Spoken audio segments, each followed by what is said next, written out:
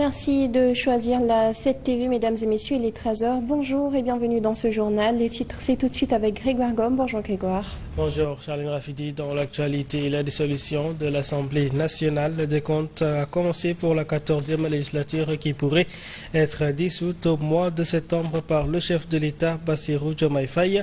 Ce dernier qui aurait d'ailleurs déjà sollicité l'avis du Conseil constitutionnel. Pour cela, si la Constitution lui confère ce pouvoir, il ne sera pas sans conséquence sur la bonne marche de ce pays.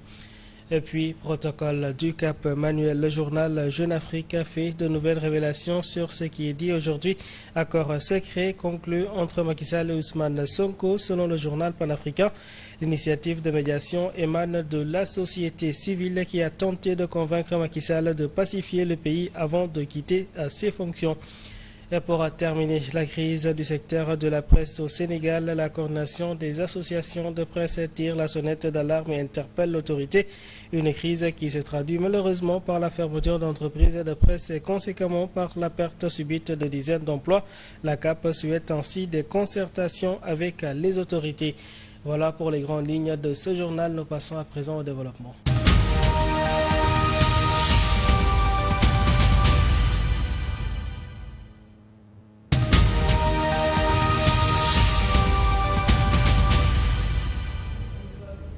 Et on commence donc avec l'Assemblée nationale. Le compte à rebours a sonné pour la 14e législature qui pourrait être dissoute à compter du mois de septembre 2024 par le président de la République. Et bien que la Constitution lui confère la prérogative, cette dissolution pourrait tout de même avoir des conséquences, nous dit Mamadou Konté. Depuis quelques semaines, il y a un bras de fer entre l'Assemblée nationale à majorité pro-Macky Sall et le Premier ministre Ousmane Sonko qui exige la réactualisation du règlement intérieur avant de faire sa déclaration de politique générale. Un bras de fer qui, malgré les discussions entre parlementaires pour tenir la DPG dans les meilleures conditions, pourrait néanmoins se terminer par une dissolution de l'Assemblée nationale. Tout comme Emmanuel Macron en France, le président Bassirou Diomaye Faye peut aussi dissoudre l'Assemblée nationale après 2 années de législature, c'est-à-dire à compter du mois de septembre 2024. La Constitution lui confère en son article 87 la prérogative de prononcer cette dissolution par décret, après avoir recueilli l'avis du Premier ministre et celui du président de l'Assemblée nationale. Le décret de dissolution fixe la date du scrutin pour l'élection des députés. Le scrutin a lieu 60 jours au moins et 90 jours au plus après la date de publication du décret.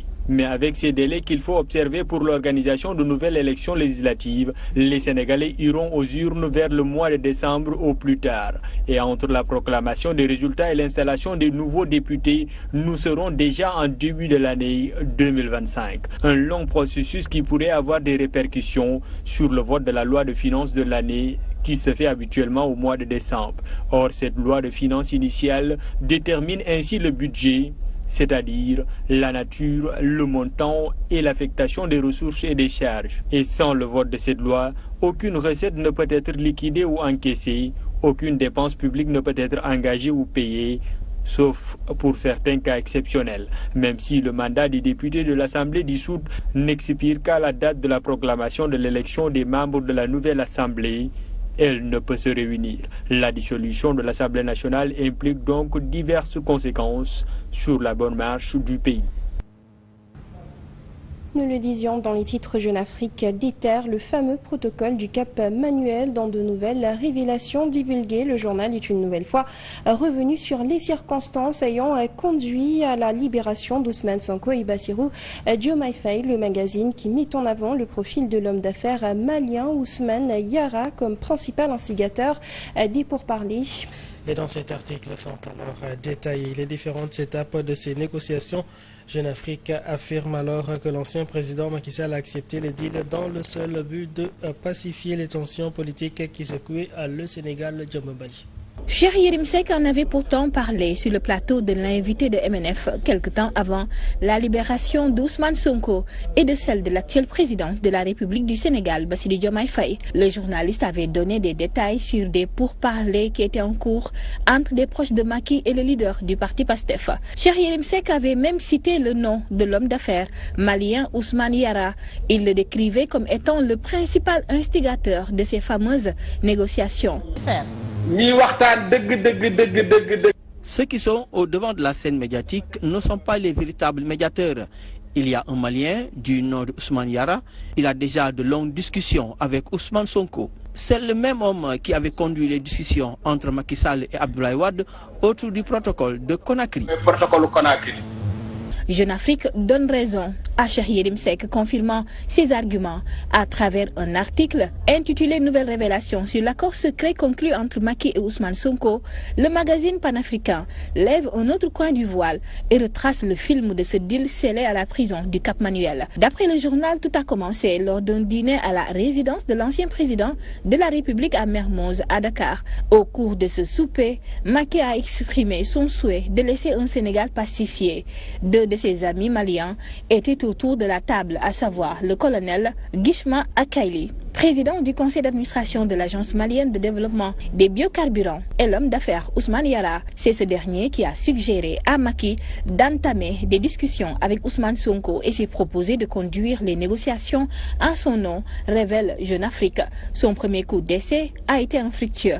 Il a fallu l'intervention de l'ancienne première dame du Sénégal, Marième Faye Sall, pour que Macky accepte de coopérer. Grâce à Abbas Fall, cadre influent de PASTEF et homme de confiance du chef de l'opposition, il fut reçu par Ousmane Sonko. Ils sont d'abord en tête-à-tête avant d'être rejoints par d'autres interlocuteurs comme Abbas Fall, Birame Souleye Diop, Cheikh Diba et le colonel Guichma Akaili. D'après la même source, comme condition, Ousmane Sonko a exigé la libération des manifestants arrêtés et en particulier celle de Bassirou Diomaye Faye. En réponse, Macky Sall propose une amnistie et évoque la possibilité de reporter l'élection présidentielle.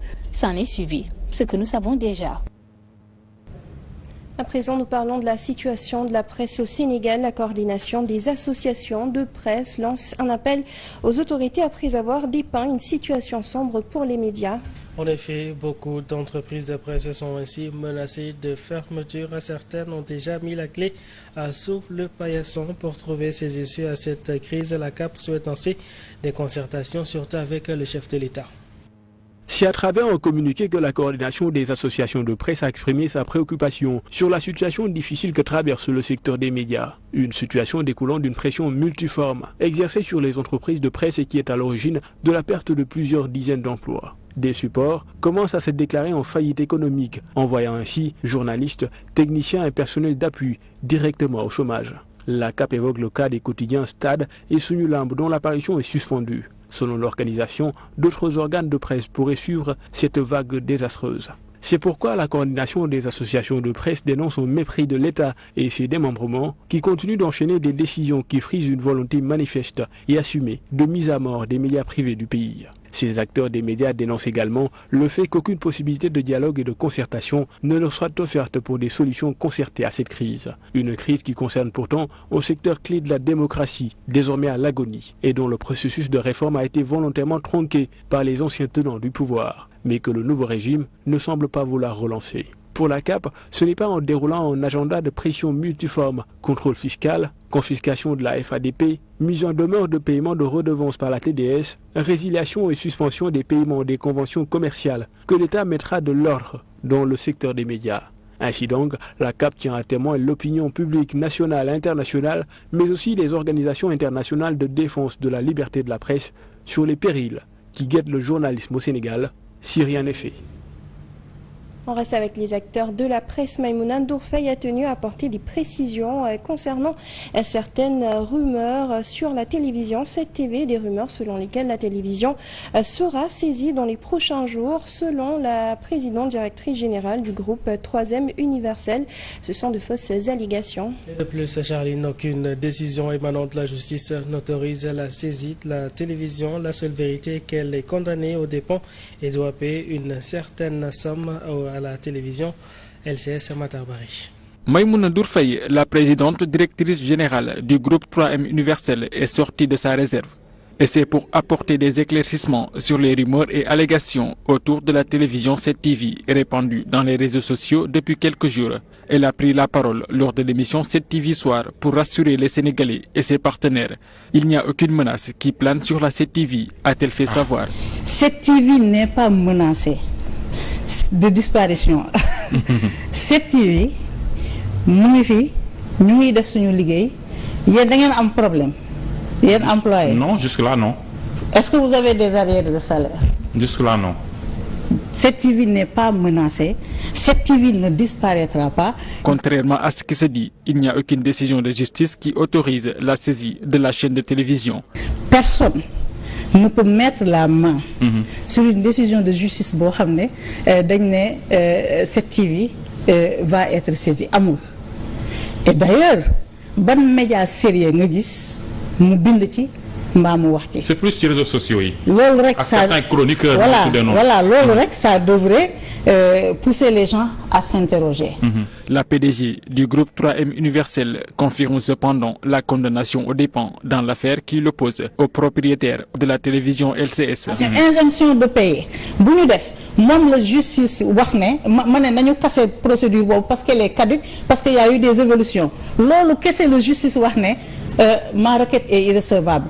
Et que je suis condamné au dépens, ça veut dire que non seulement war naa fay mais man war naa prendre en charge les frais d'avocat et autres et de procédure. Loolu la de, il y a rien d'autre. Selon MNF, c'est une personne qui veut manipuler l'opinion qui a soulevé le débat. D'ailleurs, la PDG annonce avoir porté plainte pour diffamation et diffusion de fausses nouvelles contre la personne en question, le nommé Cheikh Bara Ndiaye. Toujours sur le sujet, une fréquence radio est à l'origine du problème entre Maïmouna Ndour Faye et les propriétaires de la télévision LCS. La PDG du groupe 3M Universel a accusé donc la LCS de n'avoir respecté qu'une partie du contrat qui les liait. Elle dit contrat porté sur la vente d'une télé et d'une radio, mais MNF affirme avoir reçu que la télé. La LCS a donc vendu la fréquence radio à un autre opérateur. Regardez. ma gis ne la télévision LCS dafa tombé en désuétude, c'était difficile. La chaîne de télé LCS était en désuétude et c'était difficile. J'ai tenté une approche et j'ai discuté avec eux pour qu'ils me vendent la chaîne. J'ai contacté un cabinet fiduciaire qui a démontré que ce qui était en valeur, c'était la licence de la radio et de la télé. Nous avons trouvé un accord pour le paiement selon un échéancier. J'ai dit que j'allais acheter toute la télé, y compris le matériel. J'ai eu un retard sur l'échéance de paiement. Eux, ils m'attaquent en justice pour une injonction de payer en juillet 2018. C'est-à-dire que dès que j'ai commencé en mars, ils m'ont attaqué en justice. Nous avons négocié et c'est par la suite qu'ils m'ont accordé du temps. J'ai remis un autre montant après. Par la suite, j'apprends qu'au moment des poursuites judiciaires, la fréquence radio qui m'appartenait est vendue à un autre qui a commencé à opérer. J'ai posé le débat, le dossier est resté en l'état. Quand le dossier a été agité, j'ai demandé à mon avocat de casser la procédure de 2018, vu qu'elle était caduque. Entre-temps, j'ai payé de l'argent. Il y a eu cette histoire de fréquence radio et c'est là où la justice a dit que ma requête était irrecevable. La justice wax ne ma requête est irrecevable. Sur un autre registre à présent, production d'électricité au Sénégal, Amadouli, président de Yessal En Marche, dénonce le contrat signé entre la Sénélec et West African Energy. Selon lui, ce contrat n'a pas répondu aux normes et règles de signature, des violations qui ont eu pour conséquence, entre autres, le renchérissement du coût de l'énergie. À ce propos, ils alertent l'opinion nationale, notamment les nouvelles autorités étatiques, sur les dérives notoires et sans précédent que l'ancien directeur général de la Société nationale d'électricité du Sénégal a fait subir ainsi durant tout son magistère. Je considère qu'à partir d'aujourd'hui, aucune autorité au Sénégal ne peut dire je ne suis pas au courant ou je n'étais pas au courant de ce qui se passait dans le secteur de l'énergie. Ce qui se passe dans le secteur de l'énergie, selon Amadouli, c'est une série de scandales, dont le plus important est la signature d'un contrat entre la Sénélec et West Africa Energy en 2019. Un contrat qui viole la loi, sans digne-t-il. Le premier des faits, c'est que la société West Africa Energy est une création ex nihilo, c'est-à-dire une création faite de toutes pièces en novembre 2019, qui n'a aucun état de service, aucune preuve d'expérience quelconque dans le domaine pour aspirer à faire ce genre de projet. Une des premières violations, c'est que l'appel d'offres était de rigueur parce que le code de l'électricité qui était en vigueur, c'est la loi 98-29. Le contrat a été signé le 11 juin 2020 et il a été signé sans aucun appel d'offres, alors que la loi demande à ce qu'il y ait un appel d'offres. Autre violation, c'est que la société West Africa Energy ne réunissait pas les conditions au moment de la signature du contrat. La loi dit, en ses articles 19, 20, 21, qu'il faut au préalable une licence de production et de distribution d'électricité pour pouvoir signer un contrat en IPP, c'est-à-dire en production d'électricité indépendante, à titre privé, pour le compte de l'opérateur électricien national Sénélec. On a signé le contrat le 11 juin 2020. La licence a été demandée en septembre 2021. Voilà pourquoi le PDG d'Akili SA alerte les nouvelles autorités, tout en restant sur ses réserves. Donc comment des gens qui ont été impliqués dans ces négociations-là, qui ont donc connaissance de ces violations-là et qui ont laissé passer ces violations-là, seraient ceux qui vont dénoncer ces violations-là? Cela me paraît impossible, ou en tout cas peu probable. Et c'est la raison pour laquelle nous sommes venus alerter. Ajoutez à cela les différents cas de surfacturation cités par le journaliste Shahirim Sek dans son livre Macky Sall derrière le masque. Le président de Yessal En Marche explique le coût très cher de l'électricité qui, selon lui, ne pourra être amorti que quand ces pratiques malveillantes seront arrêtées et résolues. Et puis, cri de détresse des mécaniciens déguerpis du site de l'ancienne piste. Il y a de cela 10 mois, ils vivent depuis dans des conditions précaires. Parmi eux, certains ont abandonné le métier, d'autres ont quitté le pays pour fuir la misère dans laquelle ils sont tombés. Et après avoir soutenu la coalition Diomaye Président lors de la dernière présidentielle, ces mécaniciens sollicitent l'aide des nouvelles autorités. Leur souhait est de disposer d'un site de recasement beaucoup plus attractif où ils pourront s'installer et continuer leurs activités. Le reportage est signé Djambo Mbaye. Leur vie a basculé depuis qu'ils ont été chassés du site de l'ancienne piste à la suite d'une vaste opération de désencombrement. Les mécaniciens déguerpis sont depuis lors éparpillés sur Dakar et ses périphériques, sans emplacement fixe. Ils s'enlisent dans la précarité. Nous vivons dans des conditions très difficiles depuis que nous avons été contraints de quitter l'ancienne piste. Parmi nous, certains se débrouillent par-ci par-là. D'autres sont allés s'installer à Rufisque ou à Guédiawaye. Il y en a même qui ont déjà quitté le pays. Ils refusent toujours de rejoindre la zone d'aménagement des mécaniciens et professionnels de l'automobile à Diamniadio, site que l'ancien régime leur avait aménagé pour mettre un terme à l'occupation anarchique à Dakar. Je conseille l'État d'aller inspecter le site pour constater de visu l'état des lieux. Avec l'hivernage, c'est impossible de travailler là-bas. Le sol est très boueux. Le site est là-bas, inoccupé. Personne n'acceptera de se rendre à Diamniadio dans ces conditions aussi pénibles. C'est impossible. Mais jeune en activité,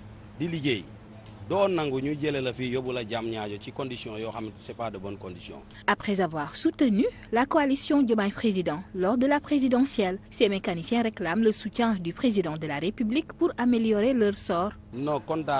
Nous avons beaucoup soutenu le président, mais depuis qu'ils sont arrivés au pouvoir, ils n'ont pas cherché à nous recevoir. À mon humble avis, nous méritons leur aide. Ils ne doivent pas rester insensibles face à notre sort. Ceux qu'ils reçoivent ne sont pas plus méritants que nous. C'est près d'un millier de jeunes en détresse, mécaniciens et autres professionnels de l'automobile qui, du jour au lendemain, se sont retrouvés sans garage pour mener leurs activités. Note de religion à présent, comme à l'approche de chaque Magal, le Khalif général des Mourides a fait hier sa traditionnelle adresse à la communauté islamique. Serigne Mountakha Bassirou Mbacké a recommandé aux disciples plutôt le récital de Coran. Tel que nous le faisions avant, que chacun selon ses capacités y mette du soi pour qu'on rende grâce à Dieu au nom du vénéré guide Cheikh Ahmadou Bamba. C'est le plus important.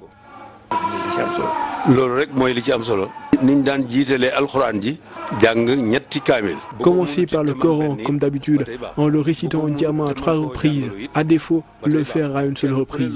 Réciter les Khassaïd aussi et faire de notre mieux en termes de nourriture pour la célébration du Magal.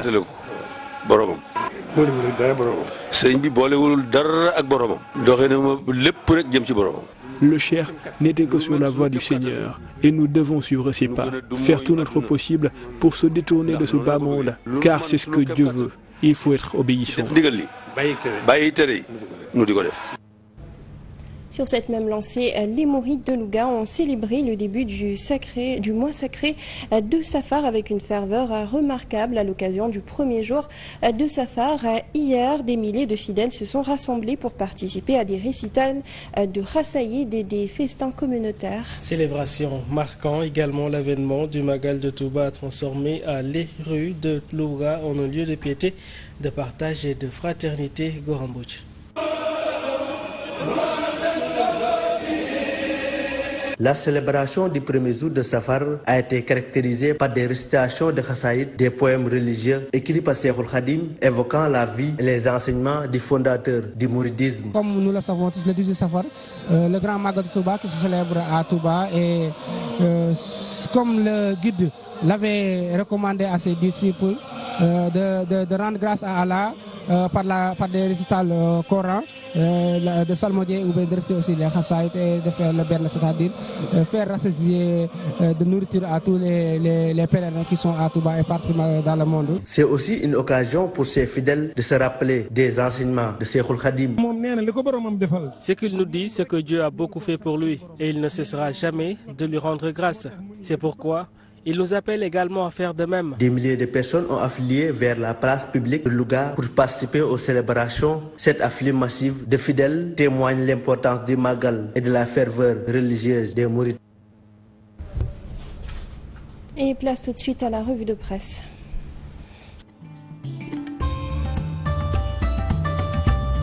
Bonjour, nombreux sont les journaux parus ce mercredi qui font état de la crise qui secoue la presse. La presse à l'épreuve affiche à sa une enquête dans laquelle les entreprises de médias sont plongées dans une crise sans précédent, exacerbée par les réclamations financières colossales de la part de la télédiffusion du Sénégal, la TDS. Depuis le samedi 3 août, la situation s'est encore détériorée, menaçant même l'existence de plusieurs organes, selon le journal.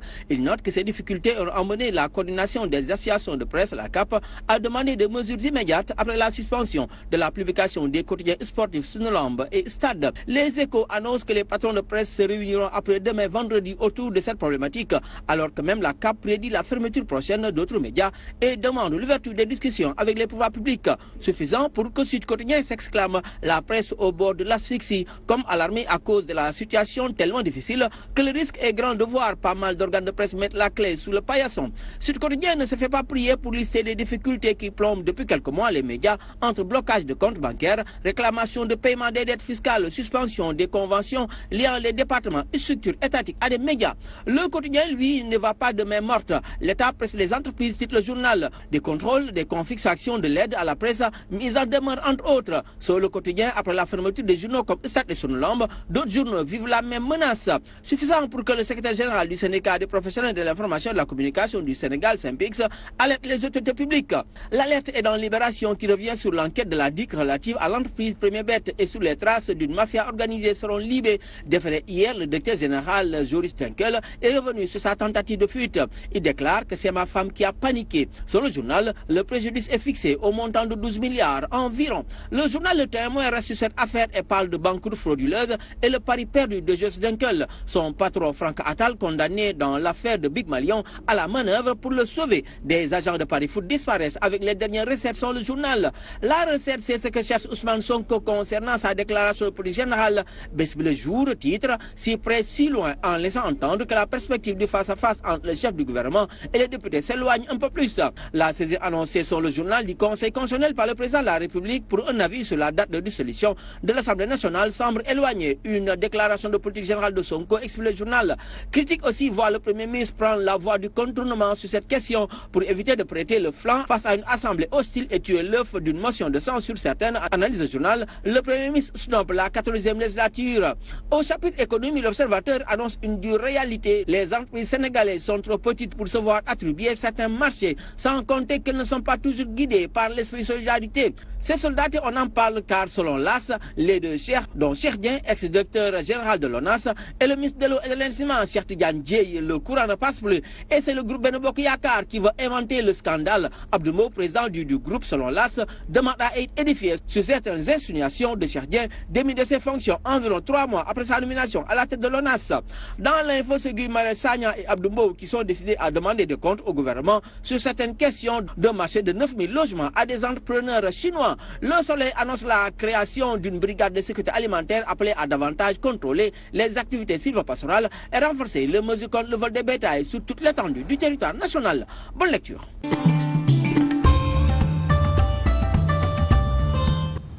C'est la fin de ce journal. Merci à vous de l'avoir suivi. Merci Grégoire. Au plaisir, Charlie. Et comme toujours à 14h, vous avez le Wolof. Merci, bonne suite de programme sur la 7 TV.